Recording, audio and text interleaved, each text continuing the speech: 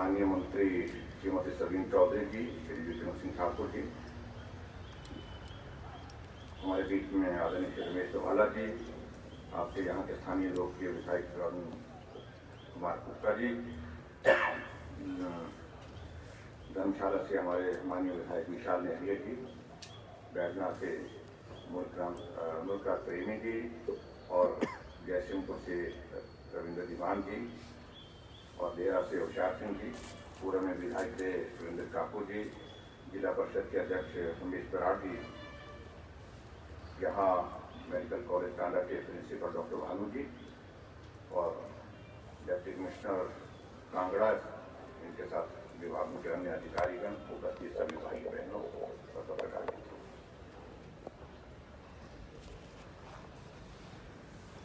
Tanda medical college Himachal Pradesh में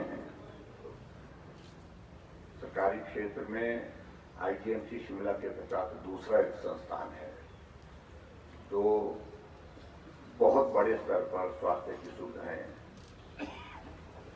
उपलब्ध करवा रहा है। इस कॉलेज से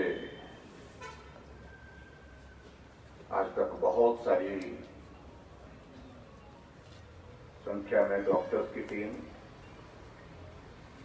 डॉक्टर्स के अलावा नर्सेज की टीम जो पास करने के पश्चात अपनी सेवाएं दे रही है,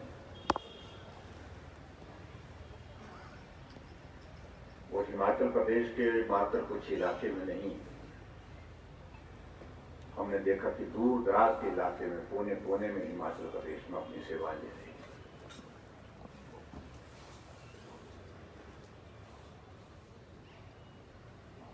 हिमाचल छोटा प्रदेश है, लेकिन उसके बावजूद भी हम इस बात को कह सकते हैं,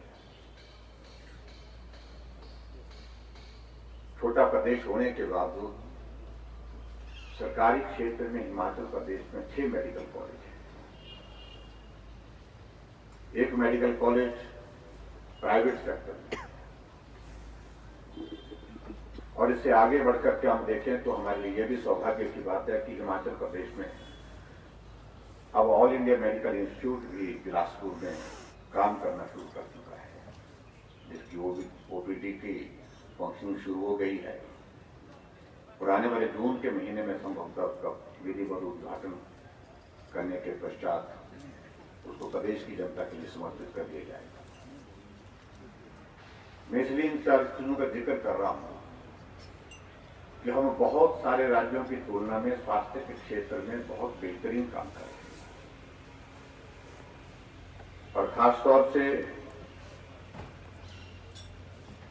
जिस तरह का संकट आज ये पूरा विश्व झेल रहा है, तो देश झेल रहा है, और हम हिमाचल प्रदेश में भी उसका सामना कर रहे हैं।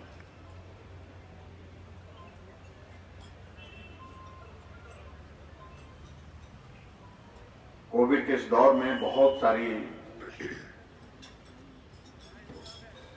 चीजें जो हिमाचल प्रदेश में हमने बेहतर करने की कोशिश की है, वो शायद संभव नहीं हो पाती अगर हमारे जो फ्रंट लाइन वर्कर्स, हमारे corona warriors, doctors, paramedical staff, nurses, ASHA workers, हमारे सफाई कर्मचारी, हमारे पुलिस कर्मचारी अगर अपने जीवन को जोखिम में डालकर सेवाएं देने के लिए अगर आगे नहीं आए। इसलिए सबसे पहले तो मैं सभी डॉक्टर्स के अलावा सभी जो हमारे पैरामेडिकल स्टाफ हैं, नर्सिस हैं, सभी कोरोना वॉरियर्स अगर मैं एक शब्द में कहूं, उन सब का मैं हृदय से आभार व्यक्त करना चाहूंगा कि उन्हें बहुत बड़ी हिम्मत करके बहुत बड़ा हौसला दिया संकट के क्षण में, और अपने जीवन को भी जोखिम में डाल करके दूसरे के जीवन को बचाने के लिए भरसक प्रयत्न किए। चिंता का विषय पूरे विश्व के लिए है आज ये कि हम मान करके चल रहे थे पहले कि ये कोविड का दौर 4 महीने होगा, 6 महीने होगा, फिर हमने सोचा कि साल भर चलेगा, और चलते चलते साल बीत गया, 2 साल भी बीत गए, अब तीसरा साल शुरू हो गया। लेकिन दौर कोविड का भी समाप्त नहीं हुआ। और अभी के दौर में तो हम और भी चिंतित इस बात के लिए है क्योंकि संक्रमण इतना तेज है, स्प्रेड इतना फास्ट है कि एक दिन में 3-3 हजार केसेज आना ये हिमाचल में कभी पहले देखा ही नहीं। फर्स्ट फेज और सेकंड फेज जो कोविड के थे, हालांकि सेकंड फेज में फैटेलिटी रेट बहुत ज्यादा था, लेकिन संक्रमण इस कदर नहीं था, इसलिए चिंता का विषय है। और ऐसे दौर में मैं मानता हूं कि आदरणीय प्रधानमंत्री नरेंद्र भाई मोदी जी ने जिस प्रकार से वैक्सीन के अभियान पर जोर दिया, पहले तो वैक्सीन बनाने के लिए भारत के साइंटिस्ट भारत के अंदर अपनी वैक्सीन बनाए, इस आग्रह के साथ उन्होंने जिस प्रकार से आगे बढ़कर के काम किया और सफलता हासिल की। और उसके पश्चात जब वैक्सीन बन करके तैयार हुई तो वैक्सीन बनना उपलब्धि ज्यादा नहीं है, वैक्सीन लगना और लगाना ये बहुत महत्वपूर्ण था। एक अभियान के रूप में पूरे देश ने इसको स्वीकार किया और देश वैक्सीन के अभियान में बहुत आगे तेजी से बढ़ा। पूरी दुनिया का सबसे बड़ा वैक्सीन अभियान भारत में चला। पूरी दुनिया में मैं कह सकता हूं कि भारत वैक्सीन के मामले में अव्वल रहा और पूरे भारत में वैक्सीन के मामले में हिमाचल प्रदेश अव्वल रहा, जिसके लिए मैं सभी जो सारी टीम सारे सिस्टम में लगी हुई थी उसके लिए बहुत बहुत बधाई देता हूं, उनका अभिनंदन करता हूं। आदरणीय प्रधानमंत्री जी ने भी उनका आभार व्यक्त किया। तो पहली डोज हिमाचल प्रदेश ने पूरी की पूरे देश भर में पहले नंबर पर। तो प्रधानमंत्री जी से मैंने निवेदन किया कि हम चाहते हैं कि आपके 2 शब्द हमको शुभकामनाओं के आशीर्वाद के मिले। उन्होंने कहा कि आप कार्यक्रम करिए, भव्य कार्यक्रम करिए, आ नहीं पाऊंगा लेकिन मैं वर्चुअल माध्यम से जुड़ करके अपनी बात करूंगा। और कई सेकंड फेज के जो हमारा वैक्सीन का अभियान था उसमें भी हम पूरे देश भर में पहले स्थान पर रहे और मुझे इस बात को लेकर के भी प्रसन्नता है कि अब जो थर्ड फेज जो वैक्सीन का जो 15 से 18 साल का जिसमें 4.5 लाख का लक्ष्य निर्धारित किया तो उस लक्ष्य को भी हमने पूरे देश भर में सबसे पहले पूरा किया। हिमाचल पहली डोज में भी, सेकंड में भी और थर्ड में भी पहले नंबर पर रहा है। ये तभी संभव हुआ है जब हमारे डॉक्टर्स, हमारी सारी टीम, हेल्थ की सारी टीम ने बहुत जोरदार ढंग से काम किया। ये तभी संभव हो पाया जब जो हेल्थ केयर वर्कर्स के साथ साथ में पूरे समाज ने आगे बढ़कर इस बात को अनुभव किया कि वैक्सीन हमारे जीवन के लिए आवश्यक है और उसमें सहयोग किया। तो याद है जब वैक्सीन का पहला अभियान हमारा पूरा हो रहा था, हम समीक्षा कर रहे थे अधिकारियों के साथ। अधिकारियों ने कहा कि हम पहला डोज का जो है वो टारगेट उस लक्ष्य के बहुत करीब पहुंच गए हैं, हमने 2 दिन के अंदर पूरा कर लेंगे। मैंने उनको कहा कि हम पूरा तो कर रहे हैं, कोई ऐसा इलाका तो नहीं छूट गया, कोई गांव तो नहीं छूट गया ऐसा कोई जिस गांव का कहीं जिक्र हो जाए तो हमारा मजाक बनेगा। तो थोड़ा संकोच से हमारे अधिकारियों ने कहा कि बाकी तो हो गए, 1-2 गांव छूट रहे हैं। मैंने कहा 1-2 गांव छूटने का मतलब है कि बड़ी खबर बनेगी। उस गांव के एक आदमी भी खड़ा हो जाएगा कि हमारे गांव में वैक्सीन नहीं लगी तो हम कहेंगे 100% लग गया तो मुझे लगता है कि हमारा परिहास बनेगा, मजाक बनेगा। ऐसे में नहीं करना चाहिए। मैंने पूछा कौन से रहा, तो कहा कि एक तो हमारा कांगड़ा जिला का ही एक इलाका बड़ा बंगाल है, वहां जाना कठिन है। लगभग 130 और 150 के लगभग लोग वहां पर बड़ा बंगाल में हैं, लेकिन 3-4 दिन पहुंचने के लिए लगते हैं, 3-4 दिन टीम को आने के लिए लगेंगे, बहुत मुश्किल लग रहा है। उन्होंने कहा कोई बात नहीं, हमने हेलीकॉप्टर भेजने का निर्णय किया। डीसी साहब भी गए, डॉक्टर की टीम भी गई, वैक्सीन भी ले गए और नर्सेज भी साथ में गई और वहीं जा करके जितने भी लोग थे बड़ा बंगाल में जा करके उनको वैक्सीन करा करके आए। इस बात के लिए मैं बहुत बहुत बधाई। दूसरा गांव एक और छूटा, वो कुल्लू जिला का मलाना का गांव। और मलाना का इतिहास आपको मालूम है कि मलाना एक ऐसा गांव है जहां जिस गांव में वही करते हैं जो देवता कहता है। वहां जगदम्बनी ऋषि है, उनकी अनुमति के बिना कुछ भी नहीं हो सकता है। गांव में अगर कोई बाहर का आदमी जाए तो मंदिर को छू नहीं सकता है। मंदिर से उसको एक हाथ का मतलब होता है कि लगभग 1.5 फुट उसको दूर रहना पड़ता है, ताकि उस गांव में भी नहीं लगे। हमने कुल्लू से डिप्टी कमिश्नर की टीम भेजी, डिप्टी कमिश्नर को भेजा, डॉक्टर्स की स्टाफ की टीम भेजी, क्योंकि वहां पर भी पैदल जाना पड़ता है, वहां टॉपर भी नहीं उतरता है, टॉपर को उतरने की भी इजाजत नहीं है वहां पर। हमने कहा कि देवता से मांग लो कि इन जगह खेत में उतार दो, लेकिन नहीं हुई।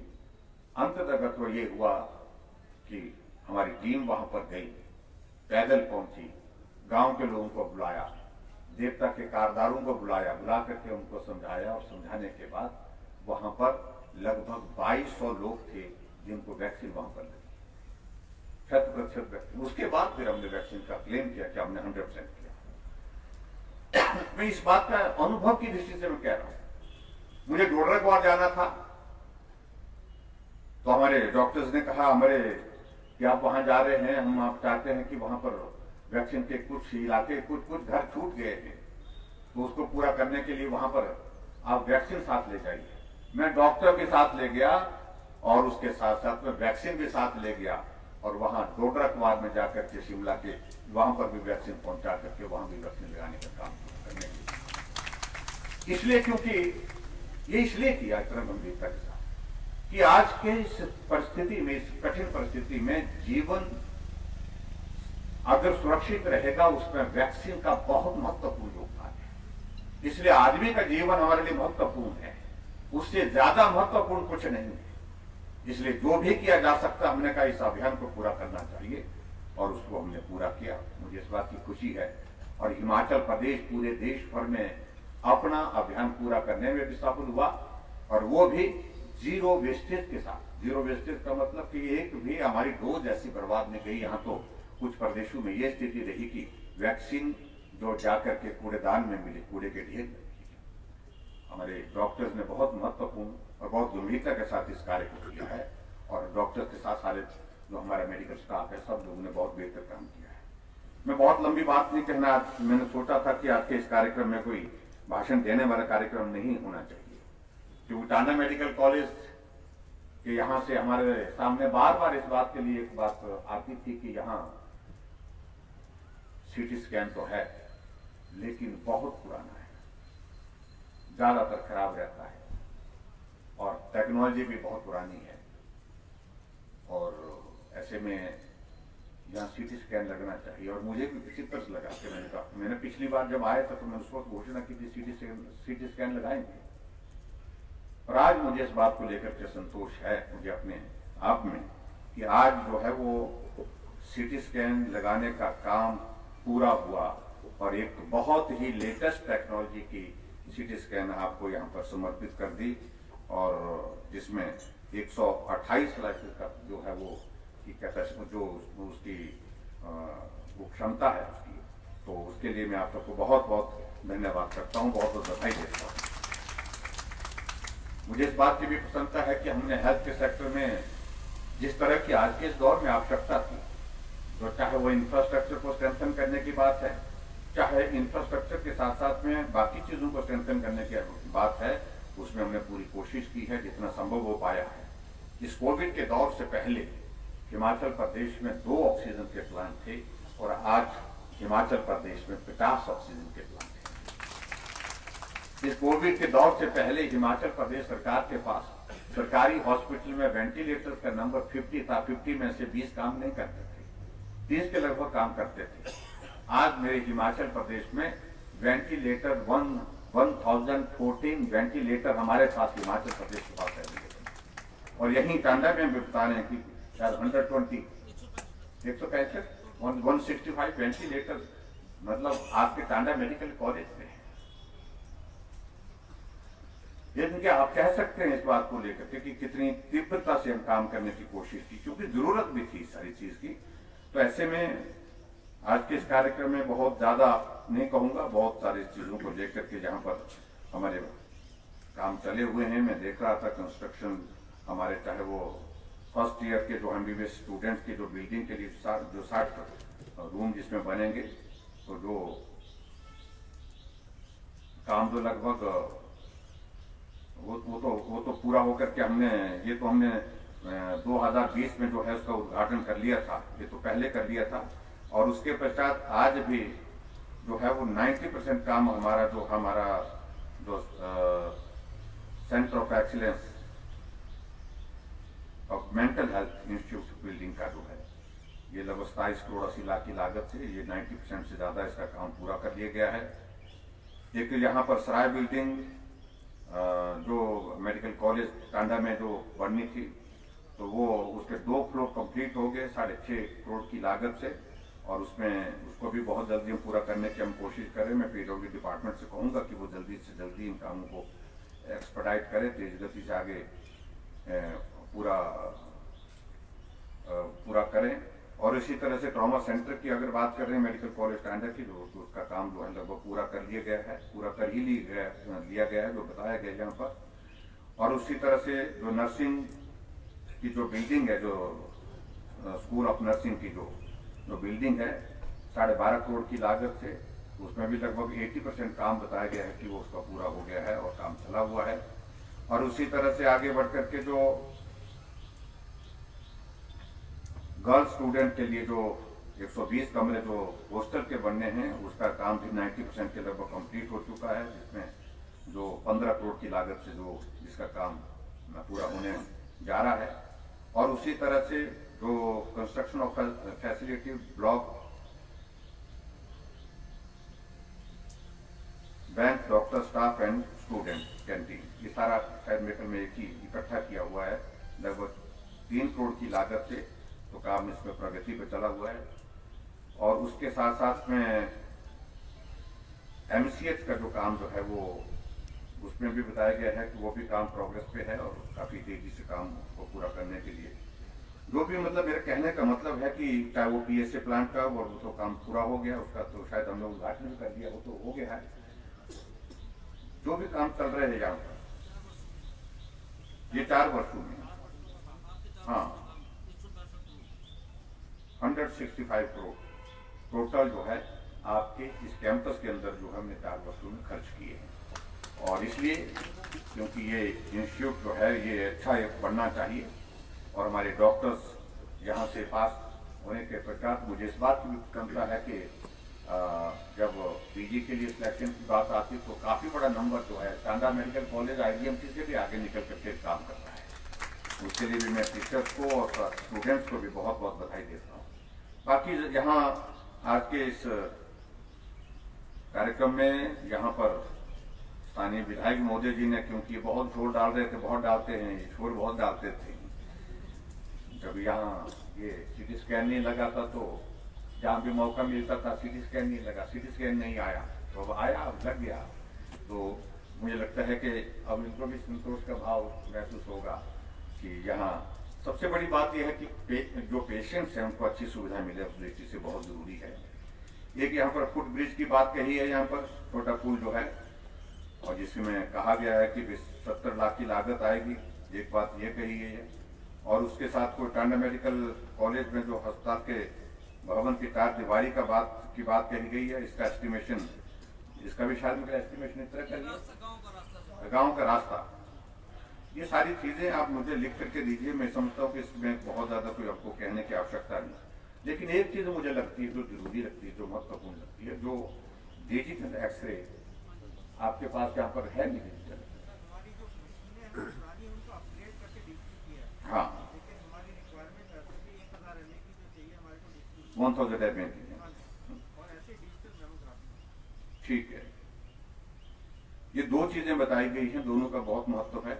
डिजिटल हमारी एक्सरे मशीन और डिजिटल मेमोग्राफी के लिए जो मशीन की यहाँ पर जरूरत है, मैं समझता हूँ कि इन दोनों चीजों की जो जरूरत है उसको पूरा करने की दृष्टि से मैं यहाँ आपके बीच में घोषणा करता हूँ, ये 2 चीजें हम आने वाले समय में प्राथमिकता के साथ पूरा करेंगे, ताकि इस मेडिकल कॉलेज में बेहतरीन स्वास्थ्य की सुविधा देने के लिए हम काम कर सकें।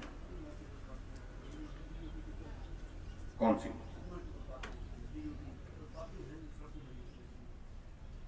तो ये कहाँ बनेगी यहाँ पार्किंग की जगह?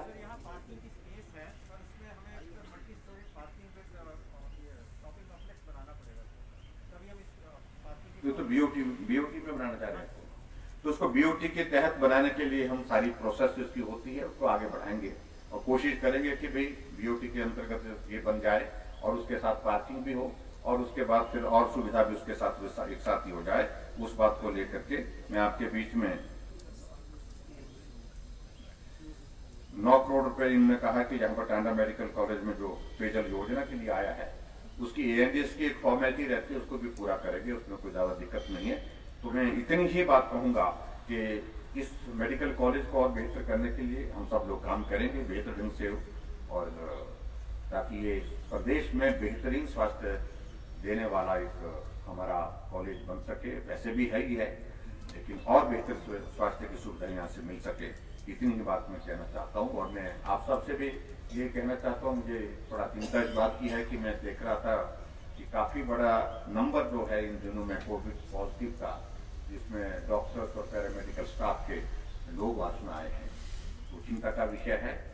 जितने भी डॉक्टर्स हैं वो अपना, मेरा उनको मशवरा तो ठीक नहीं है, लेकिन मैं इतना जरूर कहूंगा कि बहुत पुण्य का काम आप कर रहे हैं, सेवा का काम आप कर रहे हैं, लेकिन सावधानी के साथ आप लोग भी काम करें।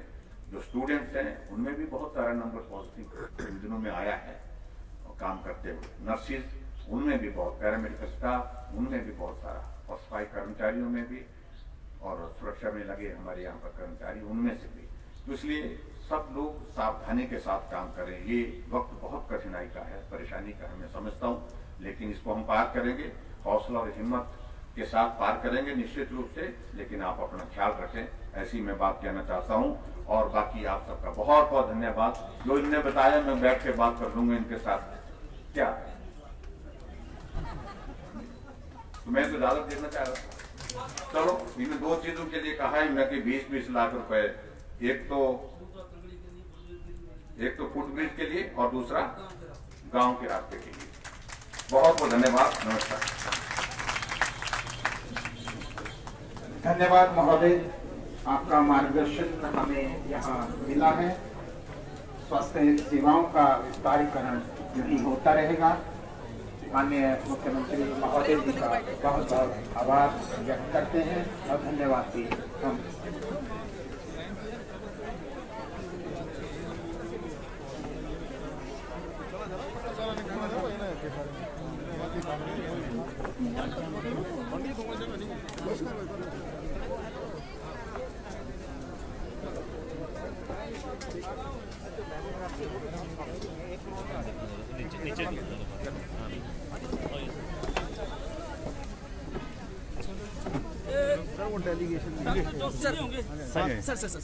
तो आज मध्य प्रदेश में तो आने वाले समय लेकिन एक तो मैं सबसे पहले बधाई देना चाहूँगा कि टांडा मेडिकल कॉलेज में जो वर्षों से मांग चल रही थी कि यहाँ पर सीटी स्कैन लगना चाहिए, नया लगना चाहिए, नई टेक्नोलॉजी वाला लगना चाहिए, तो हमने जो लेटेस्ट टेक्नोलॉजी का 128 स्लाइसिस वाला जो सीटी स्कैन यहाँ पर दिया 5 करोड़ की लागत है। और इसके अतिरिक्त जो भवनों के काम चल रहे हैं तो लगभग पिछले 4 वर्षों में 165 करोड़ रुपीज़ के जो है वर्क यहाँ कुछ कंप्लीट हुए, कुछ कंप्लीशन की स्टेज पर हैं। और आज मैंने जो डिजिटल एक्सरे की बात कही है, और डिजिटल एक्सरे निश्चित रूप से यहाँ की। सर, हम कांगड़ा में देखें तो बीते कुछ समय से जो वो 5 बीएमओ की पोस्टें खाली की जा रही हैं, उनको लेकर क्या? देखिए, महत्वपूर्ण हमारे लिए फील्ड स्टाफ है। इसको तो बीएमओ एक एडमिनिस्ट्रेटिव वर्क के लिए होते हैं, तो हम उस सारी चीज़ को लेकर के उसको भी पूरा करेंगे। वो कोई बड़ा मुश्किल काम नहीं, लेकिन इतना ज़रूर है, डॉक्टर्स आज हर जगह है। हम 2 दिन विधायकों की बैठक में थे, विपक्ष के जो विधायक जो हमेशा रोते थे डॉक्टर नहीं है, आज वो बोलते हैं 5 पोस्टें डॉक्टर की 5 भरी हुई, 7 पोस्टें डॉक्टर की 7 भरी हुई।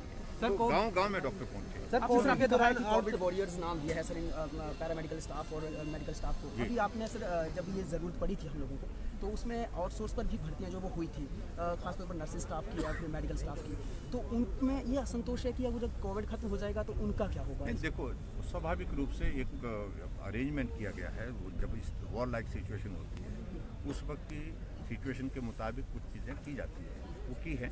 लेकिन उसके बावजूद भी कोविड बीच में एक बार ख़त्म भी होने लगा था, 300 केस बचे थे, तब भी हमने उनके जो है उनके कैरियर को, उनकी सर्विस को प्रोटेक्ट।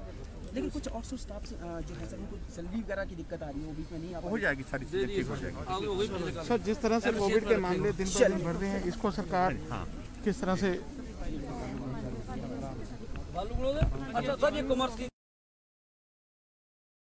क्लासेस शुरू हुई, बाकी लोग है वहाँ पे कॉमर्स की। ठीक है सर, बना देंगे सर। ये क्या डॉक्टर साहब, सर इनके बड़े आउटसोर्स वाले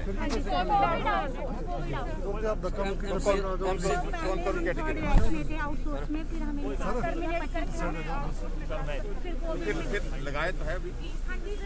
हाँ, जो आपने कर रहे हैं, ऐसा है।